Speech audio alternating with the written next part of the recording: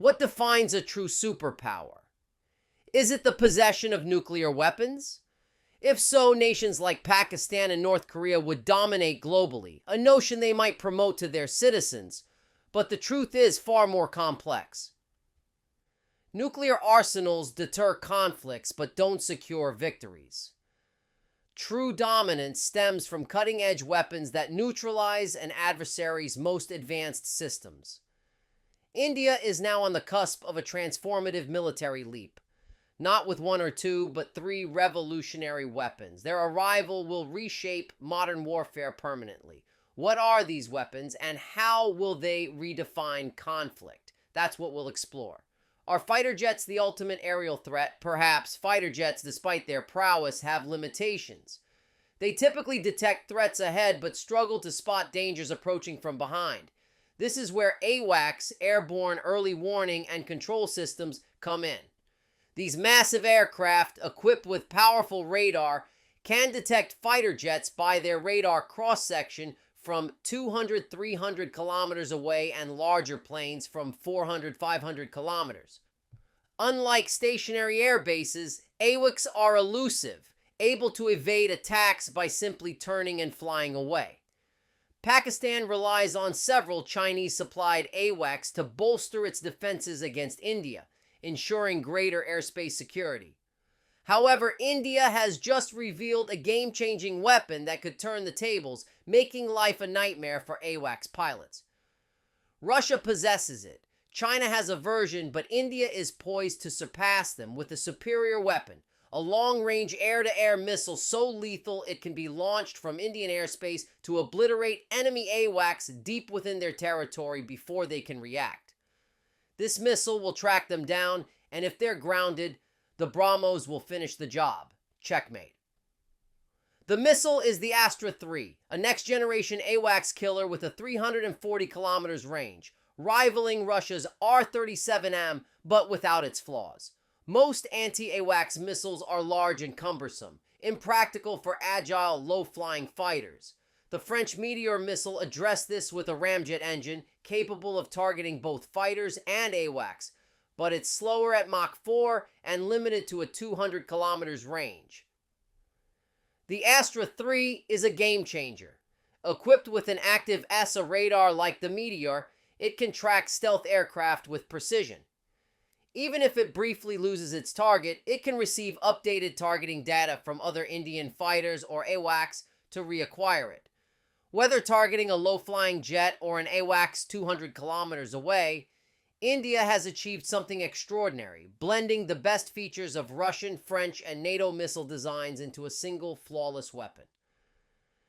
Yet, as impressive as the Astra 3 is, it's just the start. The next weapon in India's arsenal will make any nation hesitate to even contemplate conflict with India. You've heard of the BrahMos missile, haven't you? Of course you have. The BrahMos missile is globally renowned as one of the most lethal weapons ever developed. When it was introduced, its cutting-edge technology surpassed even the United States in specific missile advancements. The missile reaches speeds of Mach 3, but why not push it faster? The answer lies in unforgiving physics. As a cruise missile flying at low altitudes, BrahMos contends with dense air, causing intense friction and generating extreme heat that could melt its metal, deform its structure, or even trigger a mid-air explosion. Using heavier metals to resist the heat would make the missile too bulky, slow, and riddled with countless other issues. To overcome that barrier, you'd need a near-miraculous material, lightweight, exceptionally strong, and able to endure extreme G-forces and scorching heat without deforming or melting. Indian engineers, it seems, are nothing short of wizards, as they didn't just marginally increase the missile's speed, not by Mach 1 or even Mach 2. They crafted a missile that reaches a staggering Mach 8, boosting the already formidable BrahMos by 5 Mach. How is this even feasible? It's mind-boggling. This missile can still skim low altitudes to evade detection, but now it can maneuver at hypersonic speeds, zigzagging in ways that make interception virtually impossible. Its name, ETEL-DHCM, marks it as the most terrifying weapon on Earth. Why? Because it can carry a nuclear warhead and no existing defense system can stop it. Checkmate. Powered by a scramjet engine, it operates more efficiently at low altitudes, boasting an extended range of 1,800 kilometers. This isn't just theoretical, India has already tested it. What keeps military strategists up at night is that this missile can be launched from a fighter jet, meaning India can obliterate any target anywhere with no chance of failure. There's just one limitation. Like the previous weapon, India is prohibited from selling this missile to other nations. The ETLDHCM is so cutting edge and strategically critical that India cannot afford to let its adversaries access its secrets. Thus, India requires an alternative, something simpler yet still lethal, a weapon capable of dominating the global defense market and generating significant wealth. There's one weapon that every major power desires, and for years critics have ridiculed India for lacking it. You've likely guessed it, a fighter jet.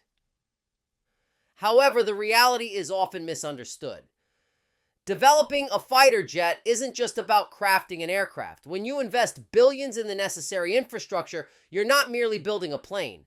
You're constructing an empire. With each jet sold, you're not just selling the aircraft, but also pilot training, spare parts, and weapons, generating wealth most nations can only imagine.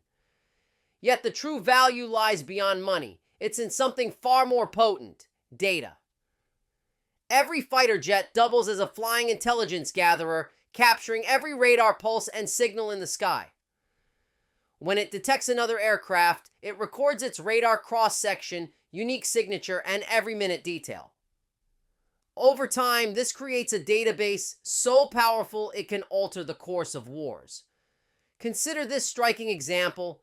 The F-15 Eagle, using Cold War-era data, can identify an incoming enemy jet, even with its radar off, solely by how its front fan blades reflect radar waves. This capability allows it to identify not just any fighter, but specifically a MiG-29 or Su-27. This isn't merely technology, it's knowledge, and knowledge is power. India's Tejas fighter marked the initial step, a light fighter that I consider among the best in its class. But the new variant, the Tejas Mk2, isn't just progress, it's a bold leap into the future. Smaller than its competitors, it outperforms them all. The Tejas Mk2 can strike from 650 nautical miles away, far outranging the larger Saab Gripen's 430 nautical miles. It carries half a ton more weaponry with 11 hard points compared to the Gripen's 7. Its avionics are more precise, its systems more advanced, and with the addition of a canard, it maneuvers through high-speed, one-circle dogfights like a Predator Zero. Yet this is only the start, as the Tejas Mk2 is laying the groundwork for something far greater: India's fifth-generation stealth fighter. When that day arrives, it won't merely be another aircraft. It could fundamentally shift the balance of power in the skies forever. Now, if you like this video, check out this next video right here.